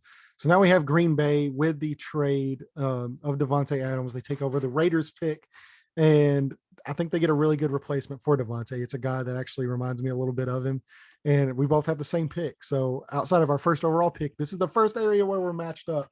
So let's give it up for Drew and I here. Let's go ahead and clap here. 21 picks later. Yeah, exactly. Which goes to show you what a crapshoot this year is. This was a very hard mock to put together. So we have them taking Arkansas wide receiver Treylon Burks. I'll go ahead and just say, while he's not to me the number one wide receiver, I think he could end up being the best out of all these guys. Now he bombed the testing, his pro day testing, his combine testing wasn't really that great, but it doesn't show up when you watch the film. You watch the film and you see a guy that is a very great route runner, is able to produce yards after catch. Like I said, he reminds me, of a guy kind of like a Devontae Adams, and I think he would be the perfect replacement for him in that offense. So this, if this was to happen, I think this would definitely shoot him up a lot of people's dynasty draft boards for sure. Yeah, definitely. I think everybody's kind of got their eyes on where does Breece Hall land, and then what wide receiver do the Chiefs grab, and what wide receiver do the Packers grab. I think that's kind of where all eyes are for as far as the dynasty community goes. But yeah, I mean, like you said, I've got him taking the same guy. I think he is the next wide receiver that comes off the board after Olave. And I actually like him a little bit more than Olave personally. But I do think Olave comes off first. So I've got Burks coming off a few picks later. But if we were doing, my personal preference, those guys would basically be swapped. But either way, I think that at this point, if either Olave or Burks is still on the board, I think the Packers should be happy with the wide receiver they're getting. I do think that there is a little bit of a drop after Treylon Burks, where I like those top five guys quite a bit. And then the next guy down, I do think that there's a little bit of a drop. So I think this is a good spot to be where wide receiver needy teams, this is probably where the area you're looking at is, you need to get in front of New England, you need to get in front of Green Bay, even possibly Philly. If you're a wide receiver needy team in the back end of the first round that's wanting to trade up. Yeah, that Kansas City, that means you. Jared, you're right. Yeah, anything to add here, Jared? No, nothing at all. Actually, I think that's the right pick for the Packers. They're gonna definitely need some help with the receiving core as it stands right now. I don't know how they can really in free agency afford much else, like with that Rodgers contract. So they're gonna have to rely heavily in the draft. Well, they did clear some space, by moving Devontae Adams. They cleared right around $20 million, I think. So they got a little bit of stuff to play with, but yeah, they definitely don't have a lot. So now let's move on to the Arizona Cardinals. I have them taking defensive tackle Devontae Wyatt, just a guy that they could plug in there in the middle. If JJ Watt is healthy as well. They did have some struggles as well stopping the run last year. I think that's a guy that could really shore up that, maybe even give them some pass rushing production as well. So you also have them on the defensive side of the ball here. Yeah, so for me, it was I wasn't sure at this point. I was pretty confident that Gardner and Stingley and McDuffie would be the first three corners off the board, but I wasn't sure where the fourth one would go. So I just went with my fourth favorite corner, the Kyer Elam from Florida. I think that the Arizona secondary could use some help, but I also do agree that it wouldn't hurt to add to the defensive line either. So that's definitely, I think this could, that if it went that direction, it would make a lot of sense as well, but have them getting some help in the secondary. Yeah, they finally need to address the defensive side of the ball, especially after losing Chandler Jones. Mm-hmm. That's going to be a big loss for them as well. So you could even possibly see them going edge here. Yeah. So now let's move on to the Dallas Cowboys, who have continuously whiffed in free agency this year. Every player that they, people talk about they're going to get goes somewhere goes else. elsewhere. Yeah. So they had a bad off season. Yeah, it's been rough for them this off season. So it does get a little better if you are a Cowboys fan. I have them taking a guy that you had going all the way up at 14, and that is Tyler Linderbaum out of Iowa. Basically they've needed the center position ever since their past center. His name off the top of my head. That's going to bother me. But ever since he, abruptly retired, he had some health issues and stuff and he kind of retired. But I think they get another guy that could possibly replace him as an all-pro center in the league. And they've lost some offensive line pieces, especially with as lauded as that offensive line has been over, the last 6-7 years. Obviously, Lyle Collins is now in Cincinnati, and I believe their right guard is also gone. They need a center, and their left tackle is not getting any younger either. So, this is, I think, where they need to go on the offensive line. Now you have them taking this would be a pure Jerry pick. I agree with yours. This would be the ultimate Jerry pick right here. So go ahead and give us. I mean, the flashiness, the huge combine, and it's just, they have a need on the interior of their defense as well. And I think they continue building the defense. And I think if Jordan Davis does fall this far, I think with the combine that he put on and taking the world by storm, I think that this is where it stops, and they continue to build that defense that they've added picks into over the last couple of years. Yeah, that would be a heck of a pick for them for sure. So either line, I think they could use help on either side of the ball on their lines. So now that brings us to the Buffalo Bills, and this was a little bit controversial for me because of the injury. The Achilles. The Achilles injury is never that's not a minor thing, but it is becoming less and less major. So it's still a major injury, but it's not, necessarily the Achilles. Deontay Foreman and Cam Akers are out here giving people hope. Yeah. So still I have the Buffalo Bills taking defensive end David Ojabo out of Michigan. I think this would be a perfect landing spot for him, especially with them signing Von Miller. A guy that can sit and wait a year, learn from a guy like Von Miller, and then possibly you could have him on a 5-year rookie deal, and you might have your pass rusher of the future, on a cheap deal going into next season, not necessarily this season coming up, but the season after that.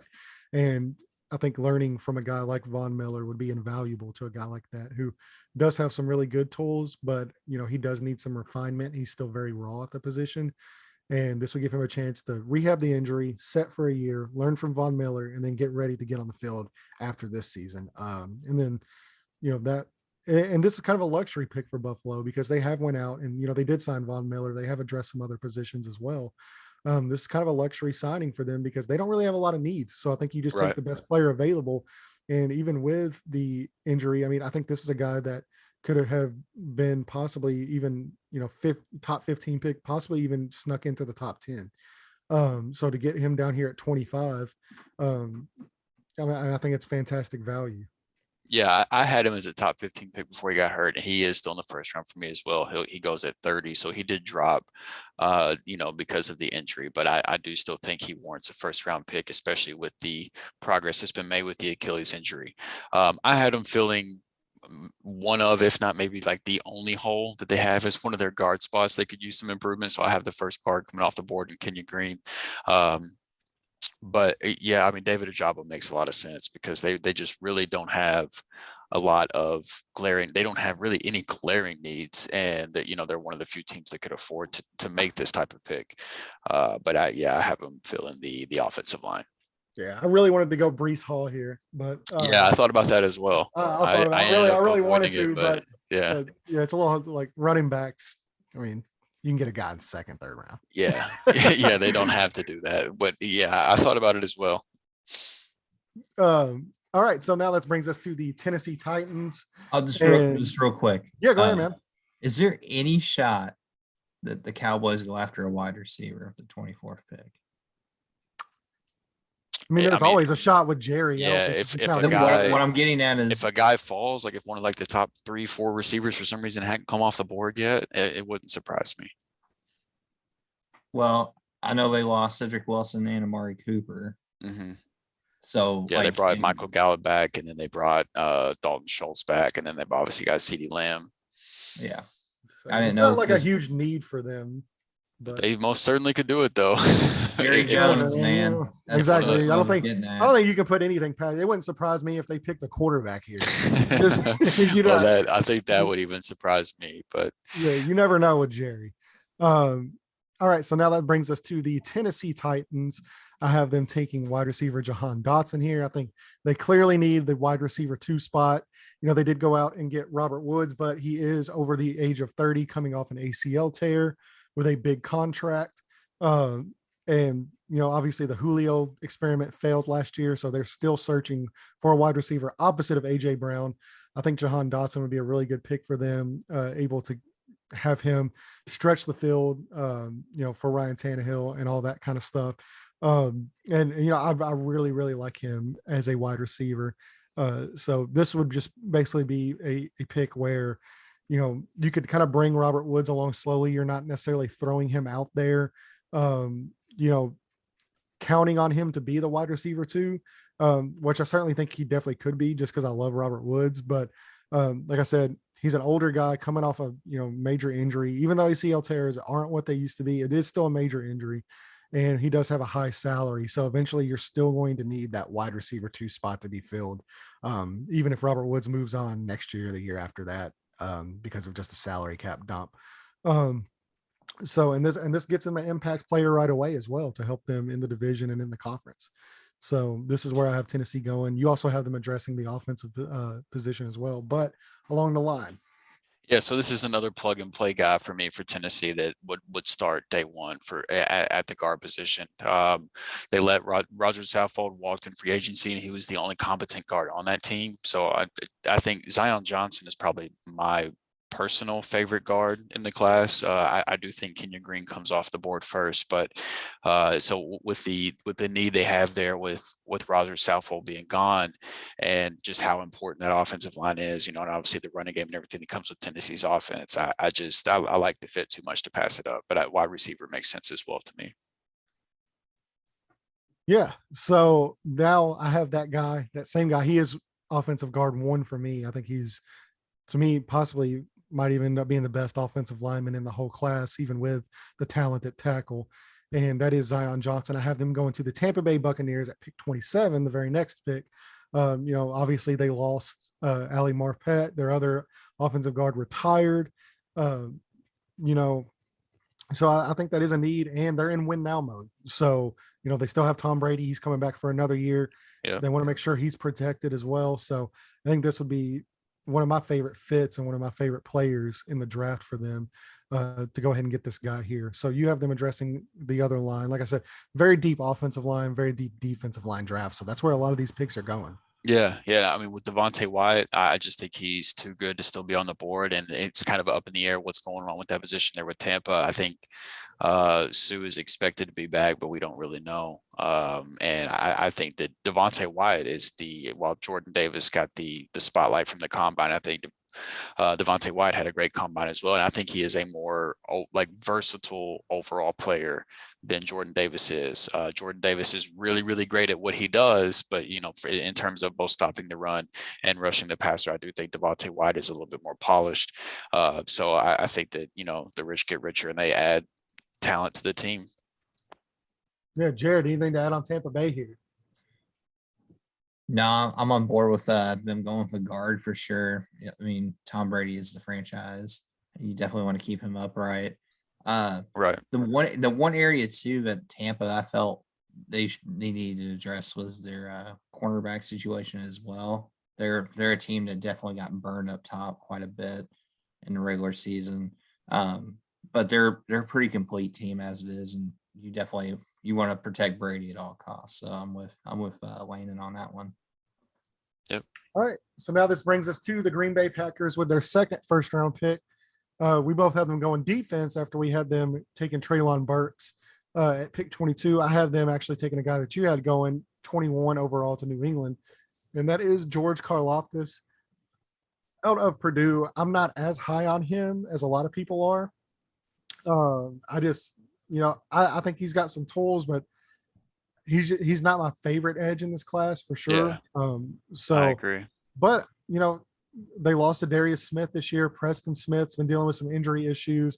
They still have Rashawn Gary there on the interior, but they need some pass rushing juice. And I think kind of similar to how you had him going 21, I think that's a guy that can come in and kind of give them production right away because he is such a sound player. He might not have the upside of the other guys have, but right. He does have a very low floor.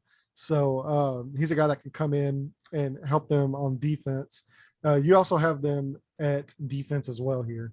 Yeah, I've got him taking linebacker Nakobe Dean out of Georgia, and I think this might almost be considered somewhat of a slide just based on where I at least I was seeing him going in mock drafts maybe even just a month or two ago compared to now. Like in some cases, he's not even in the first round. I do have him going here to Green Bay, the back end of the first round, but Nakobe Dean's going to be interesting to watch come draft day to see, where the truth is. Yeah, I don't have him in my first round as well. I think he's a guy that he is undersized, but he doesn't have the play speed to make up for his undersize. Now he is a very smart player. And, he's a guy that he can get your defense into the right looks and get everybody, into the right, especially with the way he played there at Georgia with that defense. But I just don't know how it translates to the defensive level because he doesn't have the length. He doesn't have the speed, especially in today's game. He's not a very good coverage guy as well in coverage. So I don't necessarily see him as a first round guy. But, look, that's what it's all about. We have different takes on things. And that's why, we try to give you two different sides. So now let's bring the Kansas City Chiefs into the fold with back-to-back picks. Obviously, Tyreek Hill is out the door. Now they did sign Marquez Valdez-Scantling. They signed Juju Smith-Schuster. So they have kind of tried to remedy the situation now, but I still think they need to go wide receiver in the drafts here. And we both have the same guy here. So that is Christian Watson out of North Dakota State. 6'4", runs a 4.35. Or not 4.35, but 4.38, or no, it might have been faster than that, honestly. All I know is the dude's got major speed and he is a physical freak. Now, I personally would have him in like the middle second round to the late second round. So this would be kind of a reach for me, but I think the player and the fit would be just really good for them. So give us your take on Christian Watson here. So for me, what you said in terms of fit is where I ended up going. I actually read something today that they weren't like they obviously were looking at receiver in the draft, but they weren't necessarily going to try to just completely replace Tyreek Hill speed in the draft, and that they kind of wanted another, like outside big body receiver type that where I think Christian Watson fits that mold. I think MVS fits that mold as well for them. Well, he's got the speed, but he doesn't. I don't think he. Well, he's got the size too. Yeah, but I don't know. Christian Watson's completely unknown, so it's not like you can say he's done it either. I haven't been impressed in what I saw from MVS in Green Bay with the opportunity that he had to be the wide receiver too a lot of times in that offense.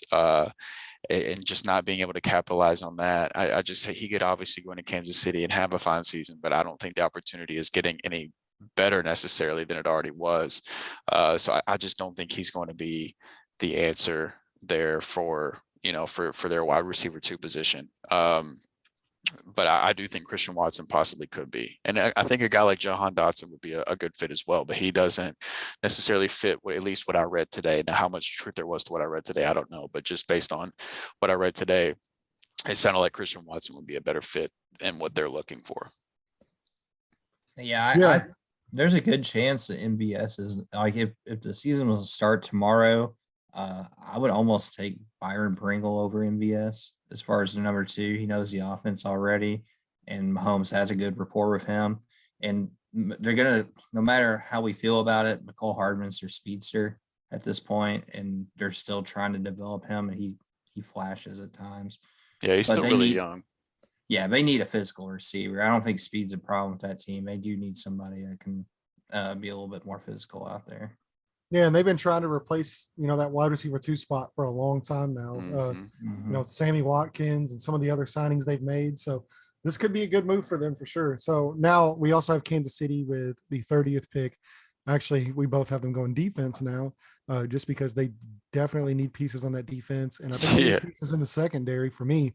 So I have cornerback Andrew Booth Jr. out of Clemson going here to them. A guy that, should be able to, maybe not even right away, but I think he could be a really good starter in the future. And I think he could be a solid piece this year as well, in rotation. So that's where I have them going, where you have them actually, I wouldn't mind this pick, but the guy was already gone for me for sure. But yeah, go ahead and give us your pick. Yes, I mean, David Ojabo, I think that this is where the slide stops. I don't have him falling out of the first round. And obviously, this team has not gotten what they wanted out of Frank Clark. Chris Jones is still incredible, but I do still think that the pass rush could use a little more ammo without a doubt. And so I do think that Ojabo would be an extremely big add to that defense once he was healthy and back to playing. Yeah, I think that'd be a fantastic pick. And like I said, it's a pick that I probably would have made as well if he was still on the board for me, but I had him going off the board a little bit earlier to Buffalo. So now let's bring us to the Super Bowl runner-up on our last 2 picks here. We have the Cincinnati Bengals, and I have them going a guy that you had going a little bit earlier to Buffalo, speaking of, and that is offensive guard Kenyon Green, just continuing to solidify the offseason of protecting Joe Burrow. I think, they did make some moves, obviously, with La'el Collins. I believe they signed the other guard out of Cincinnati there, or not Cincinnati, but out of Tampa Bay. Yeah. They signed a center too. Yeah, exactly. So, but there is the other guard spot that I think that's the one spot. That's the one spot, and I think this is a perfect spot. If Zion Johnson was on, I wanted so bad to put Zion Johnson here for them, but he was already gone with Tampa Bay taking him a few picks earlier. So I took the next best guy, and a guy that I think is, worthy as well of a first round pick at that guard position, and that is Kenyon Green.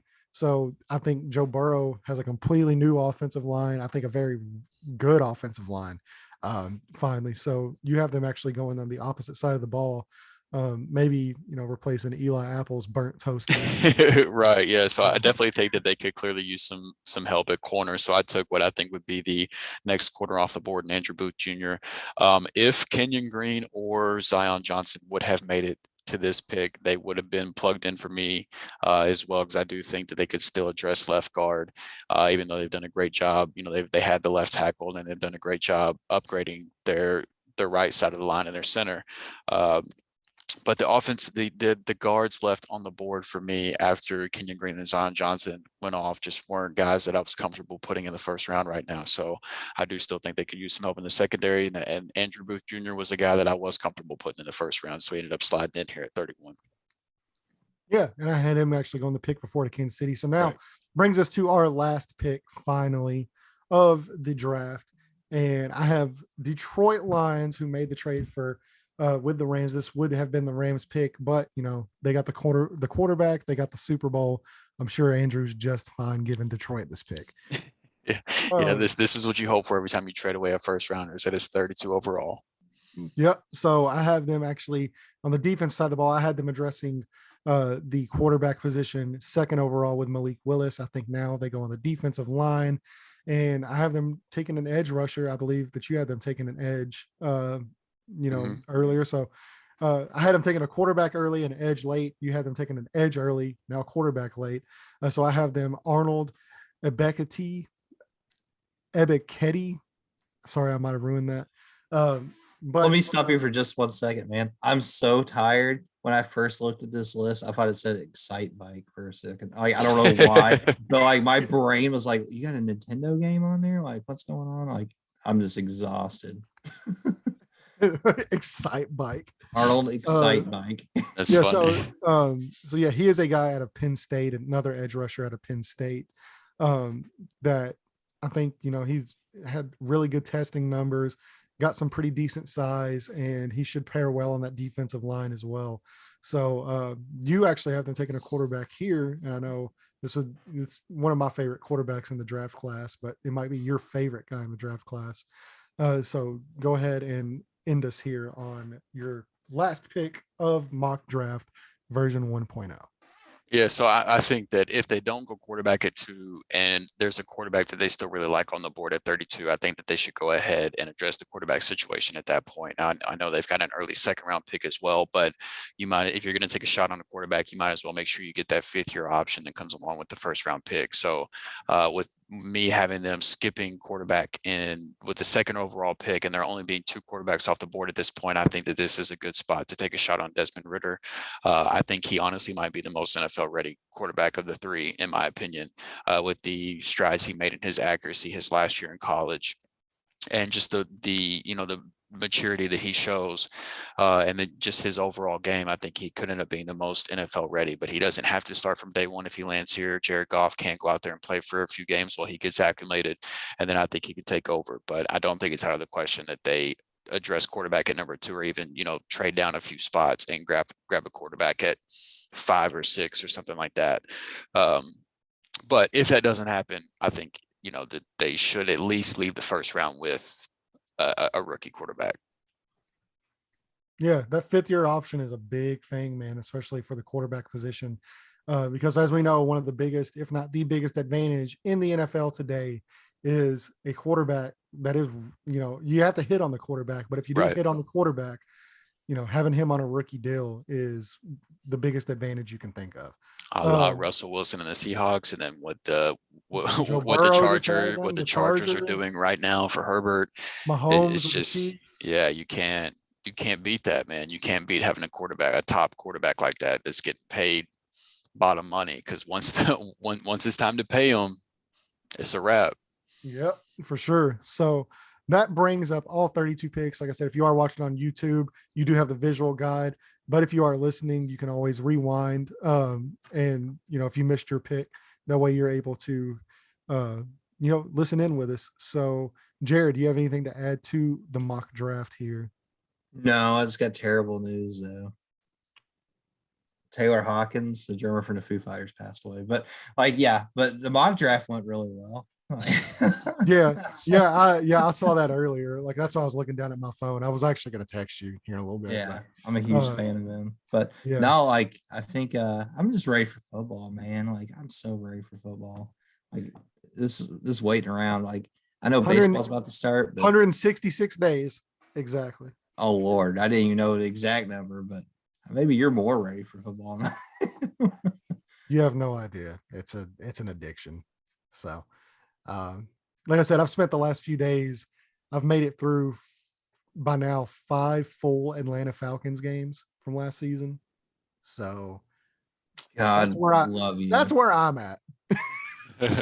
Also, did you watch the beginning of the Falcons season where Cordell Patterson was like RB2? Yeah, non-existent.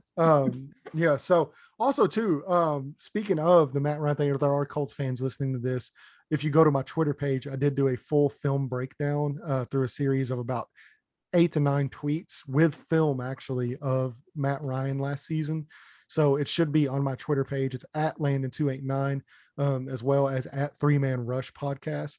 So you can go follow either one of those. And there is a full film breakdown of Matt Ryan last season. There's some good, there's some bad. You know, it's not one of those things where I'm just posting the good plays, I'm not posting the bad plays. You know, there's a mix of both, but I'll tell you this, there's a lot more good than there is bad. So yeah, go follow that if you are looking for some Matt Ryan film and you know, some breakdowns. So yeah, that sums it up. Mock draft version 1.0 in the books officially. As we get closer to the draft, we usually have version 2.0 once we get a better look of how things are shaking out in the NFL, free agency, some trades, you know, things kind of calm down on that front. We'll, you know, start seeing how teams are starting to look as we get closer to the draft. And we do this one without trades. We do version 2.0 without trades, but version 3.0, we do a full first round mock with trades going, you know, literally a few days before the draft actually starts. So, you know, we're really excited to get to this. This is one of our favorite things to do as a podcast. And we really appreciate it's a lot of fun.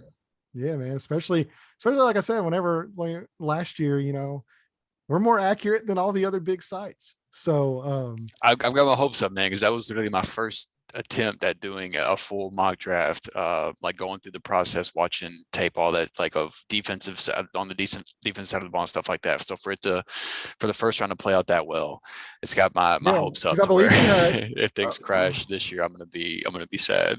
Yeah, well, look, man, this is a tough draft. I think if you get over 10 picks right in this draft, you're probably doing really, really good. Yeah.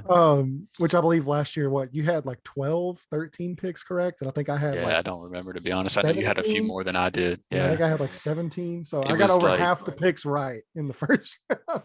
Yeah, it was like it was either like the exact player or the exact position, but a different player. I don't remember. We tracked both of them. So yeah, the ones that we had correct, we had the exact player to the exact team. Right. I know we tracked both. Believe, like we tracked the other side of it too. And I believe we were both in the 20s as a podcast on position, like that was drafted. I believe in the 20s out of the 32 picks, we had the position correct. Yeah, last year was a good year. So hopefully more of the same this year. There's a lot more transparent than this year though. So, yeah, that's very true. Which maybe this year will get to that point as we get closer. We still got a little bit. Yeah. Yeah, for sure. So, that go ahead and sums up today's podcast. Thank you guys so much for listening with us. We will be back with you early next week. Of course, if there are any big moves over the weekend, we will see, you know, because the NFL, as we know, never sleeps. And, you know, maybe we'll touch on, you know, baseball's getting a little bit closer. We got a fantasy draft coming up. Yeah. So, you know, that might be something that's going to be our little introduction into baseball season on the pod. Yeah. So that's something to look forward to as well. You know, even though we are 99% football, we do have other interests, or at least Andrew does. I have no other interests. I literally work and I come home and I break film down for like 6 hours. If you don't believe me, you can ask my wife. It's a I feel bad for her sometimes. But yeah, thank you guys for the support. Drew, you want to go ahead and close us out here? Yeah, as always, if you're still hanging out with us, we appreciate you listening. Be sure to drop down in the comments if you're on YouTube and let us know your thoughts on, how horribly wrong we got your favorite team's pick and what it should have been. We know we always appreciate any feedback that we can get and being able to continue the discussion in the comments. So be sure to chime in as you listen. And then while you're here, if you enjoy the content, be sure to like the video and then subscribe to the channel and hit the little bell that pops up.